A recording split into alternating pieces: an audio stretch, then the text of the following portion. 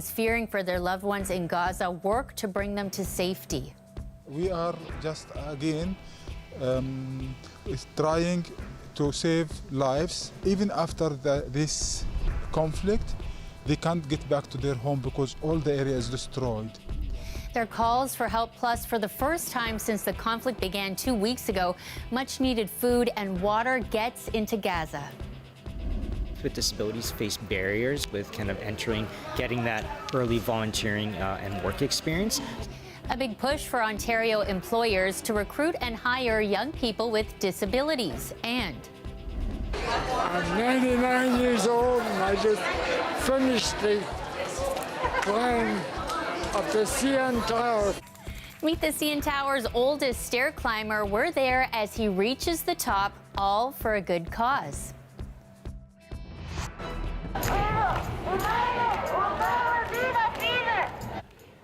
You're looking at some video just into our newsroom. This is Lower Simcoe and Lakeshore Boulevard in downtown Toronto.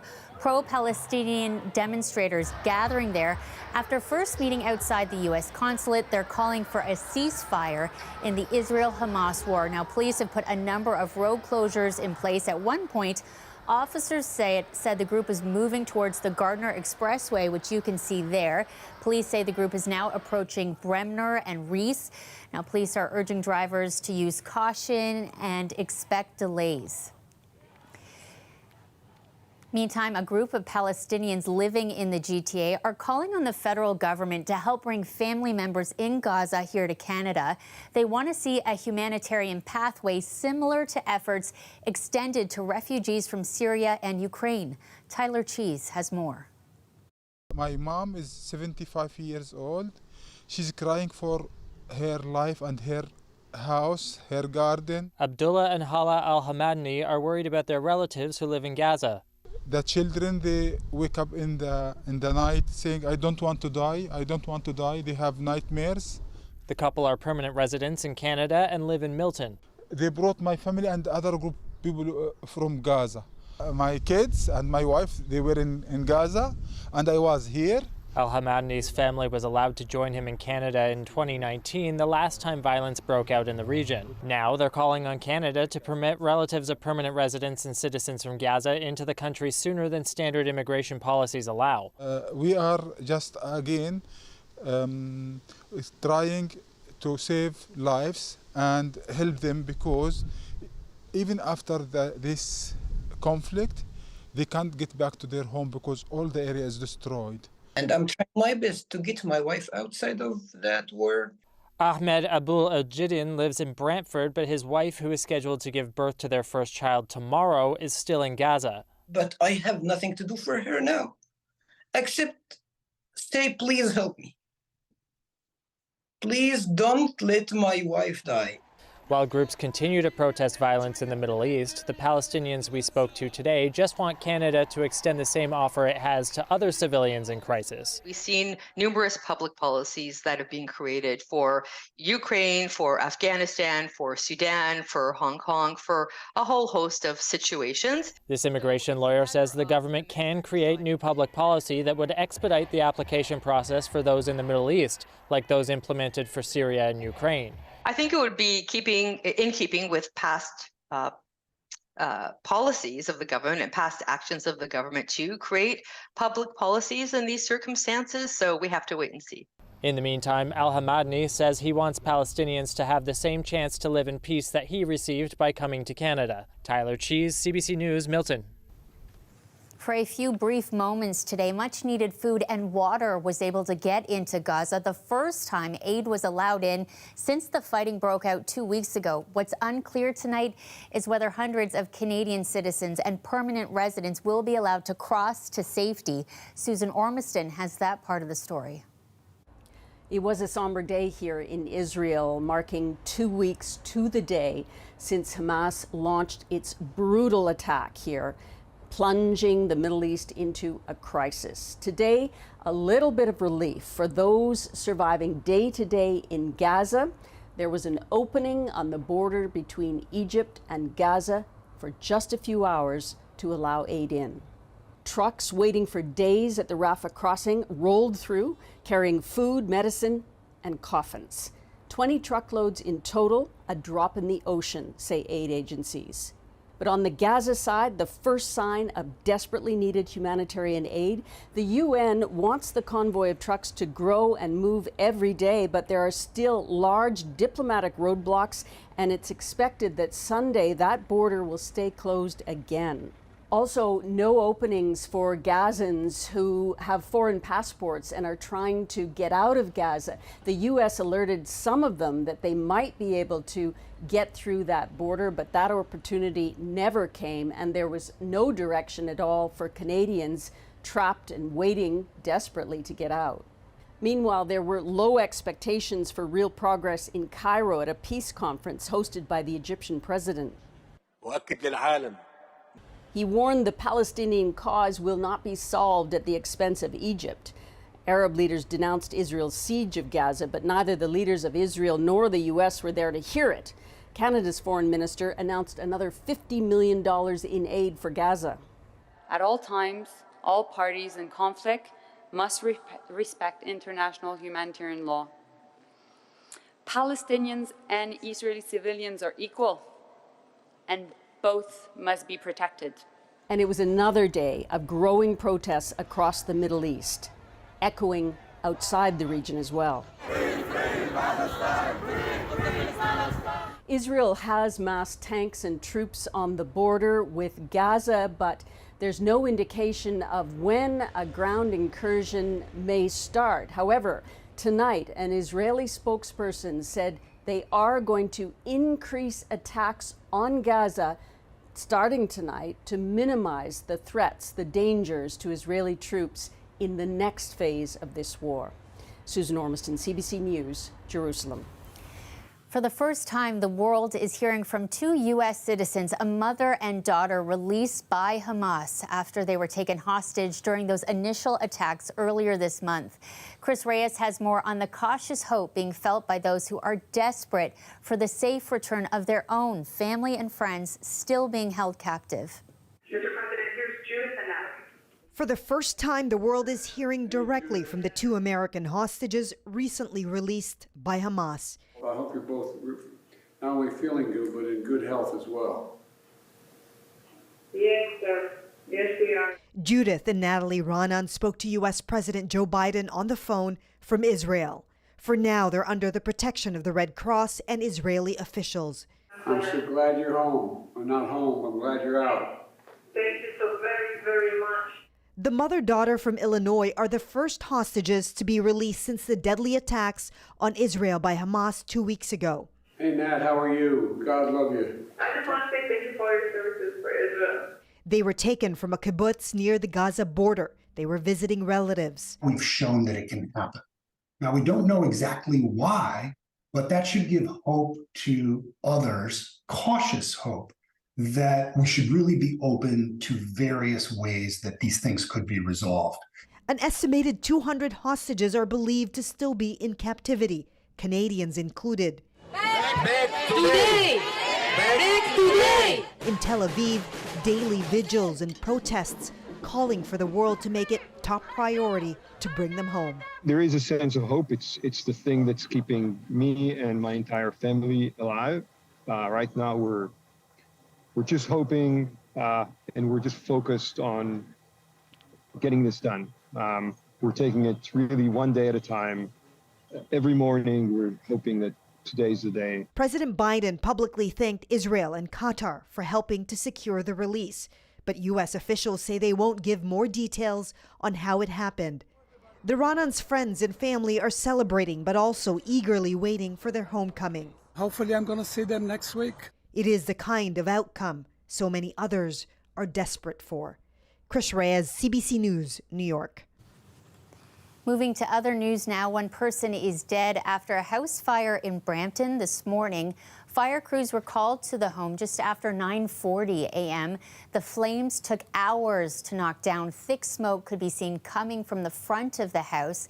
Now, a woman and 2 children were taken to hospital in stable condition. There are few details tonight on the person who died. The Office of the Fire Marshal is now leading the investigation. To Vaughan next, where York Regional Police are investigating after a fight broke out at a picket line outside a Sobeys warehouse last night. In a social media post, the union says a truck driver ran through the strike line. He just pushed me, he touched me on my knee, my chest, and the security guard trying to stop the driver. He's trying to grab the driver. He just pedaled the gas and keep moving. In the video, you can see a truck heading towards a group of workers who attempt to stop the vehicle. Now, the strike captain says workers have formed picket lines at the access point to the distribution center, letting truck drivers in and out every 30 minutes over the past few days. More than 100 Sobeys employees walked off the job this time last week after talks with the grocery giant broke down over what the union calls a lowball contract offer. Police say no one was injured in yesterday's incident. We tried reaching out to Sobeys for a statement today, but did not hear back from them in time for our show tonight.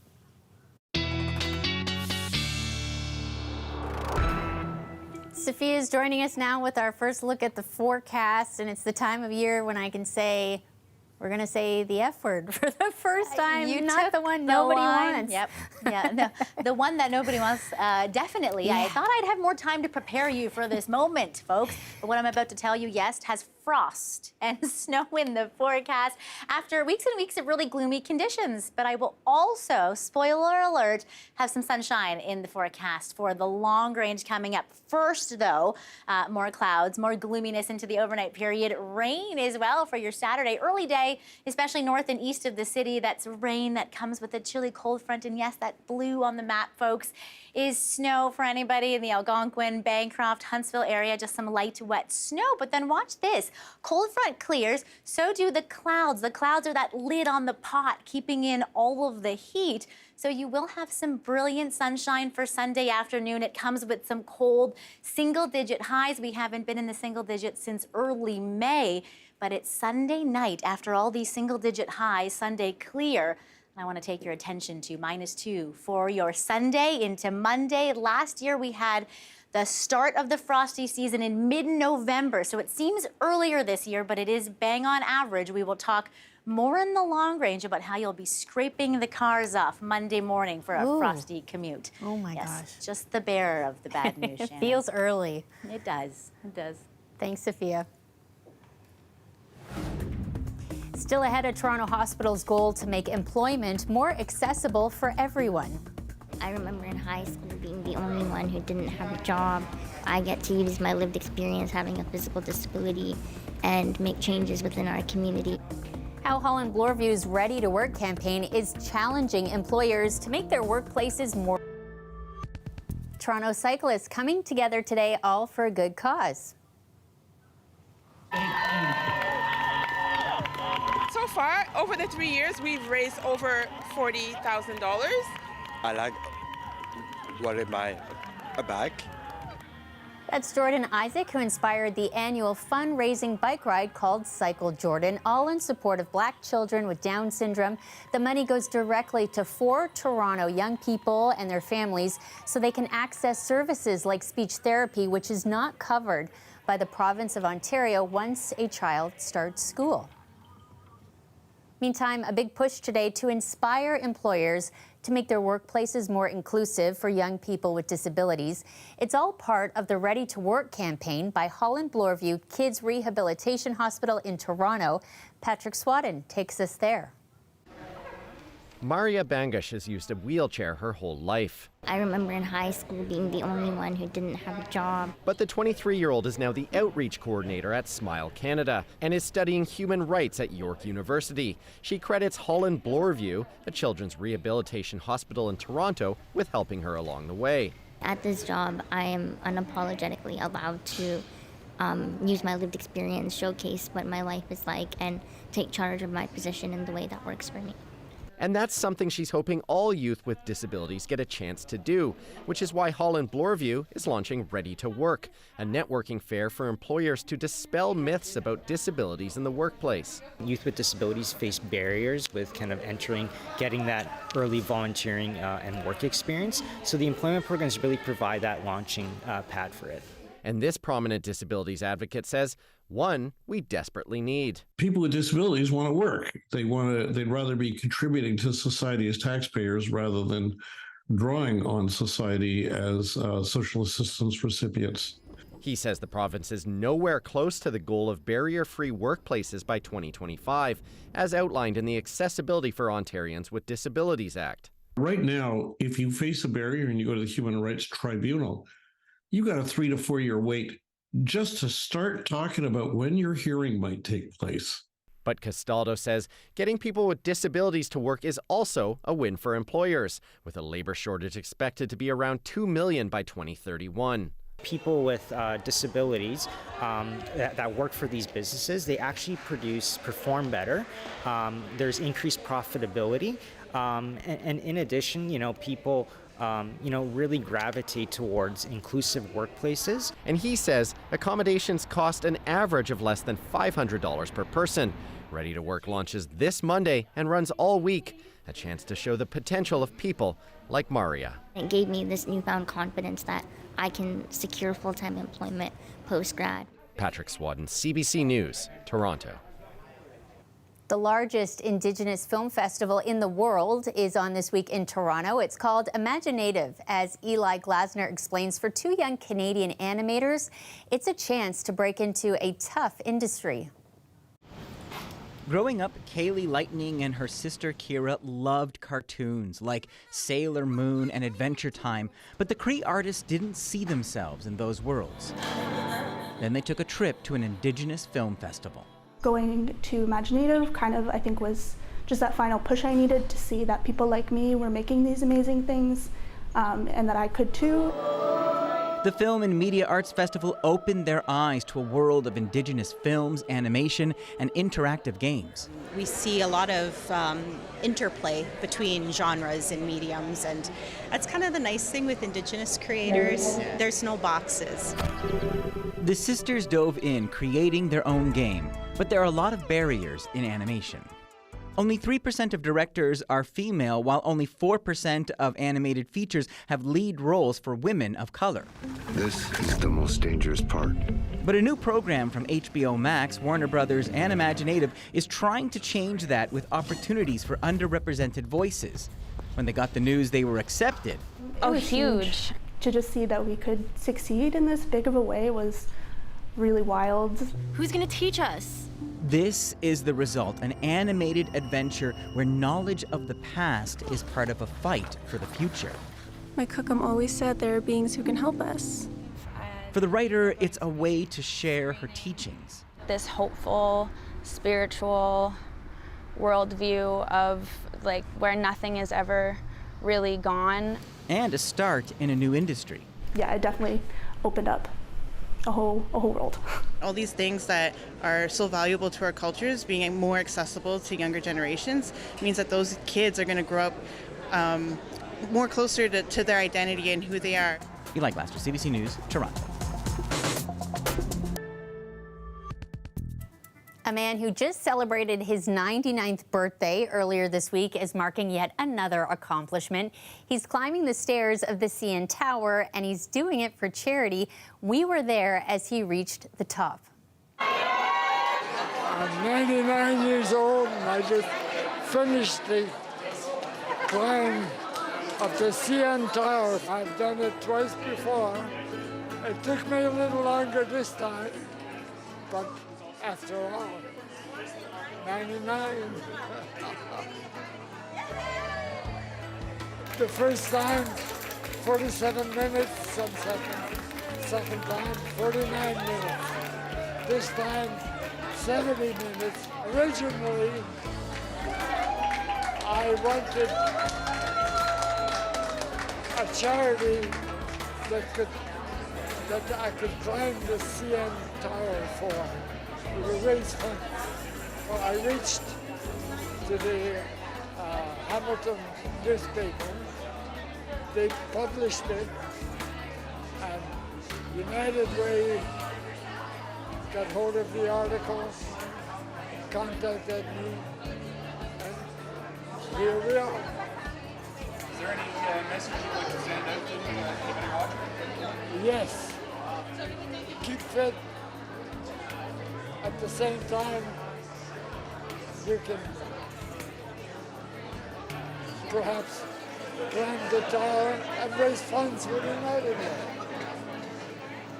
which would be a good cause. Congrats to him. Wow. Happy belated birthday, Walter. How incredible is that? He is goals, Shannon. Yes. That is Yes, amazing. yes. None of us have any excuses if he can do it. And at 99, we still have lots of time to do it if you want to put it off a few years. Me and you, Shannon, we'll be there. How many? Next year. Many, many, many more years still. You want to know what else is goals? Having a little bit of sunshine in this week's forecast. I will bring it to you. But first, there is a little bit of, yes, the F word, frost to come. We knew it was going to happen eventually. We just thought we'd have a little bit more time before it occurred. Frosty scene Monday morning. Many cities that have not been under the 0-degree mark. You will be scraping off the windshield on Monday morning. But first, we have a little bit of rain to get through, especially as we mentioned north and east of the city, about 10 to 20 millimeters of rainfall, maybe even a little bit of wet snow north of the Bancroft region. After that rain clears, though, we have the perfect recipe for frost. A really gusty, cool northwest wind and clear skies. That means that cold, well, has nowhere to go but kill all your flowers that you still have growing. Sunday afternoon, beautiful sunshine, our old friend that we haven't seen in a while, but chilly single-digit highs. That clears to the really frosty overnight Sunday into Monday, where all across the board you are really below the freezing mark, except for extreme southwestern Ontario and in the nation's capital region, where you're clinging on to a little bit of rain still. But really, this is the first frost for many cities right around the GTA and the Golden Horseshoe. But then watch what happens for Monday, Tuesday, and Wednesday. Shannon, I couldn't write this if I tried. We have almost 20-degree warmth. Woo! How's that for burying the lead? For Tuesday and Wednesday, right across the board, this ridge builds in, and cities like Windsor and London will see 18, 19, maybe even 20s for your Tuesday and your Wednesday before we go back down to seasonal into next weekend. Oh my gosh, what a week to enjoy. Just got to get through these frosty bits. I think it's the last little bit of warmth, though, what we're going to see midweek. Okay, thanks, Sophia. We're out of time. We'll see you again tomorrow night.